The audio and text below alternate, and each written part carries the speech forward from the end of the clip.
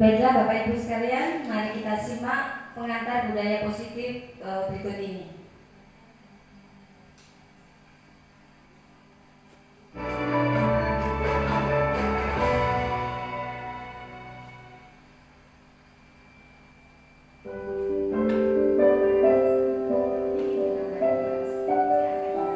Selamat bergabung Bapak Ibu calon guru penggerak.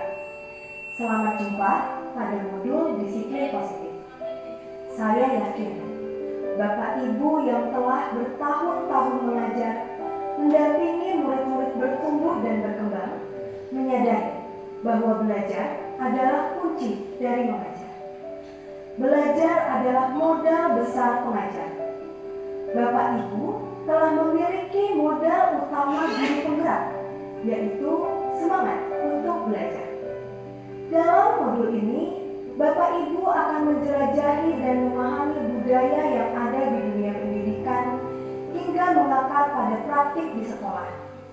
Bagaimana budaya positif di sekolah ini bisa membentuk karakter murid, guru, dan bahkan visi dan misi dalam sekolah itu sendiri. Selain itu, Bapak Ibu juga akan belajar memproses disiplin positif dalam budaya sekolah yang nantinya akan menjadi perubahan baru yang menggerakkan seluruh komponen sekolah. Modul budaya positif di sekolah ini diharapkan dapat menjadi pembelajaran, tempat untuk berproses, wadah untuk berdiskusi, dan menumbuhkan semangat satu dengan yang lainnya agar dapat tercipta pribadi-pribadi dengan kontrol penuh pada diri dan karakter yang kuat yang menjadi penggerak bagi para guru serta segenap tatanan komponen sekolah untuk memajukan pendidikan di Indonesia. Selamat belajar!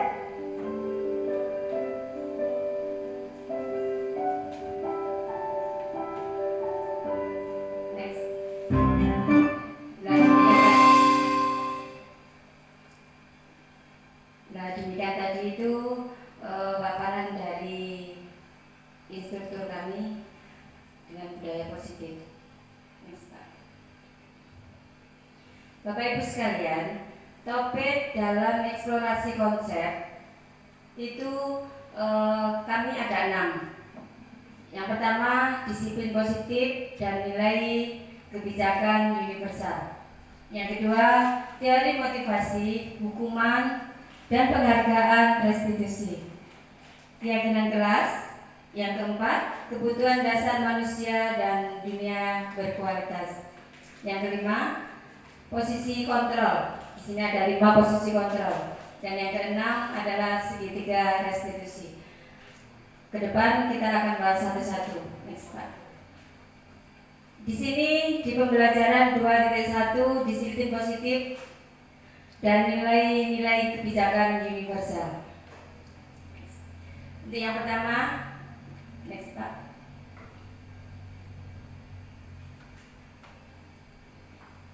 Teori kontrol, teori pilihan dari William. Di sini ada disiplin positif. Anda sebagai guru tidak bisa mengontrol orang lain.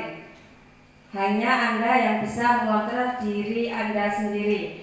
Di sini dimaknai dalam makna disiplin, belajar kontrol diri dengan menggali potensi kita agar tercapai tujuan mulia, yaitu sesuatu yang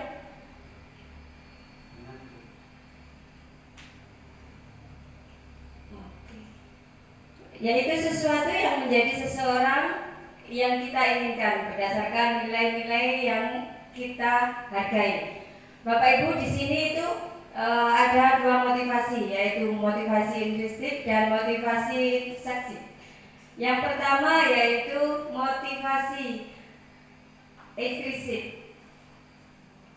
Dari teori motivasi untuk menghantarkan untuk menghindari hukuman ada 1.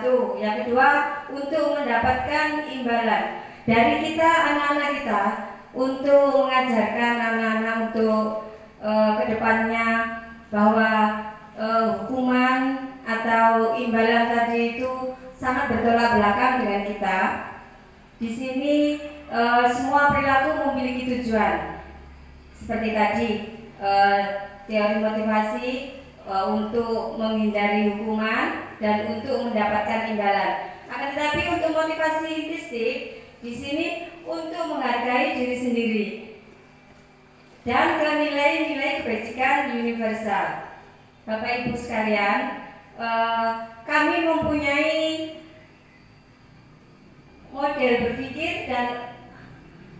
berpikir memenangkan dan bisa berkolaborasi dengan meneruskan menciptakan pilihan-pilihan baru dari yang di atas untuk penerapan ke 5 kontrol, 5 posisi kontrol. Untuk yang pertama itu menghukum, membuat rasa bersalah pada diri anak, ke guru, guru ke anak, dan kebalikannya. Sebagai teman pemantau, kita sebagai teman boleh seperti apa, sebagai pemantau seperti apa, dan kita bisa berada di posisi manajer. Nanti ke depan akan kita kulas, ada di sini untuk di bagian segitiga restitusi. Dengan menstabilkan identitas, yang kedua memvalidasi kebutuhan, dan untuk yang ketiga menanyakan keyakinan. Kebutuhan dari dasar manusia yaitu penguasaan, kasih sayang, dan rasa diterima seseorang, kesenangan dan kebebasan. Ya, apakah disiplin yang sebenarnya? Di sini kata disiplin itu berasal dari kata Latin, yaitu disciplina, dan yang artinya itu belajar. Mana asal dari kata ini yang berkonotasi dengan disiplin diri dari murid-murid, dan juga untuk yang ketiga, disiplin diri membuat orang menggali potensinya menuju sebuah tujuan apa yang dia hargai. Berikutnya, namun dalam budaya kita, makna kata disiplin telah berubah menjadi sesuatu yang kita lakukan seseorang pada orang lain untuk mendapatkan kepatuhan. Kecenderungan umum adalah menghubungkan kata disiplin dengan ketidaknyamanan, bukan dengan apa yang kita hargai atau ketercapaian suatu tujuan mulia. Dari nilai-nilai kebajikan universal, nilai kebajikan adalah sifat-sifat positif manusia yang merupakan tujuan mulia yang ingin dicapai setiap individu.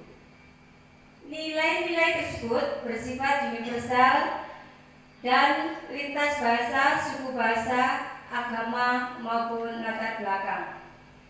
Setiap perilaku atau perbuatan itu memiliki suatu tujuan tersendiri.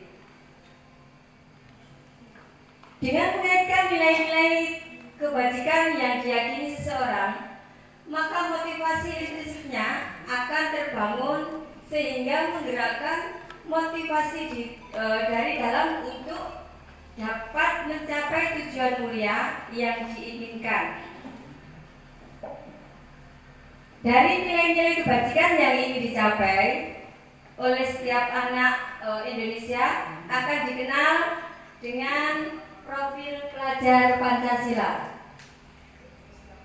Ada beriman, bertakwa kepada Tuhan Yang Maha Esa, dan berakhlak mulia. Mandiri, itu yang kedua. Yang ketiga, bernalar kritis. Yang ketiga, berkebinekaan global. Yang keempat, kelima, bergotong royong, dan selanjutnya yaitu kreatif. Kegiatan yang ada berkaitan dengan beriman dan bertakwa dan berakhlak mulia, dan kegiatan yang mencerminkan nilai-nilai profil Pancasila. Di sini kami kemarin sudah membuat di kelas kami, di lembaga kami sudah membuat video, bisa diberikan Pak?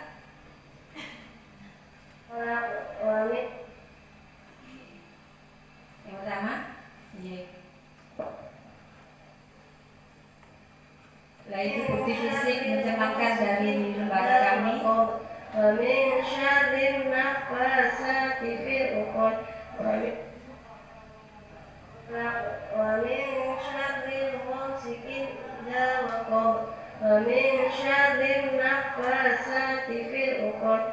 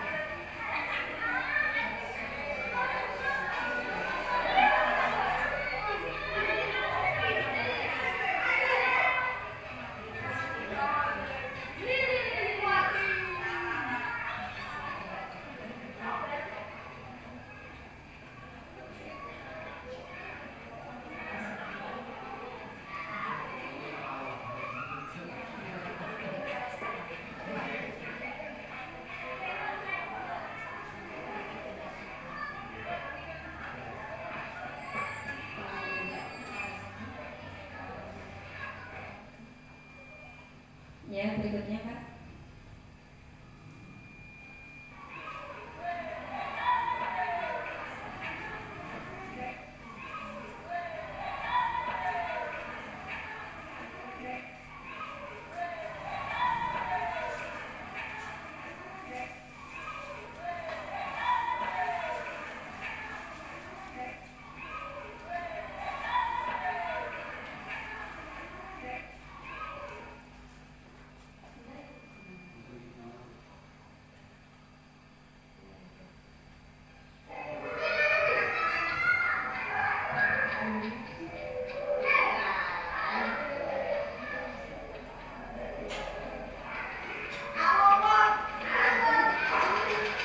Nah, ini kebiasaan yang biasa kita lakukan setiap hari,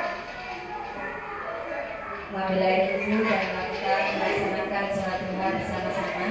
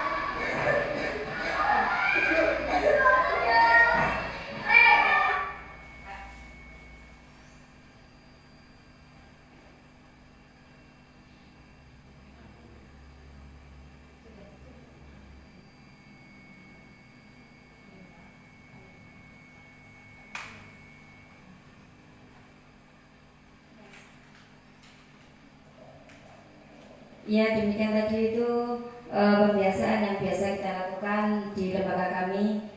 Dan kita masuk ke eksplorasi konsep pembelajaran 2.2, teori motivasi, hukuman, dan penghargaan restitusi.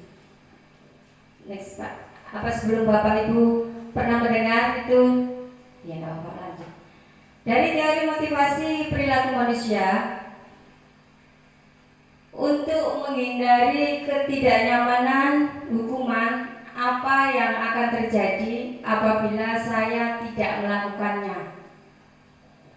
Itu termasuk motivasi eksternal. Untuk mendapatkan imbalan dari orang lain, apa yang akan saya dapatkan apabila saya melakukannya? Yang ketiga, untuk menghargai diri sendiri, saya akan menjadi orang seperti apabila saya melakukannya. Itu termasuk motivasi internal.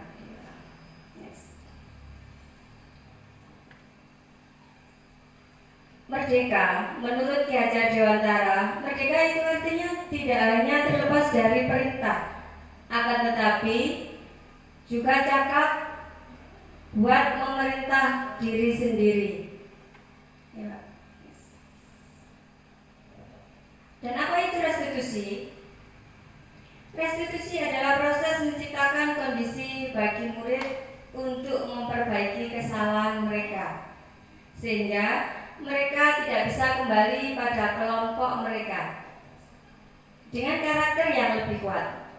Restitusi juga merupakan proses kolaboratif yang mengajarkan murid untuk mencari solusi untuk masalah mereka dan membantu murid berpikir tentang orang seperti apa yang mereka ingin menjadi atau tujuan mulia, dan bagaimana mereka harus memperlakukan orang lain.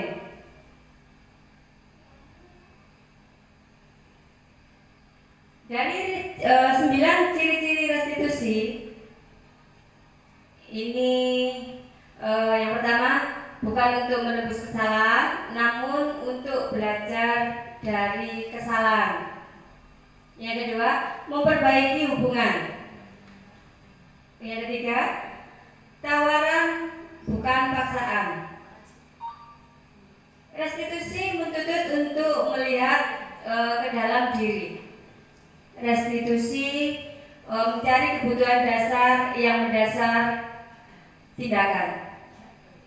Restitusi diri adalah cara yang paling baik. Restitusi fokus pada karakter bukan tindakan. Dan restitusi fokus pada solusi. Yang kesembilan, restitusi mengembalikan murid yang berbuat salah pada kelompoknya. Contoh dari segitiga restitusi, kemarin kami sudah melaksanakan di kelas, dan ini kita bisa menyaksikan bersama-sama contoh bagaimana segitiga restitusi yang kami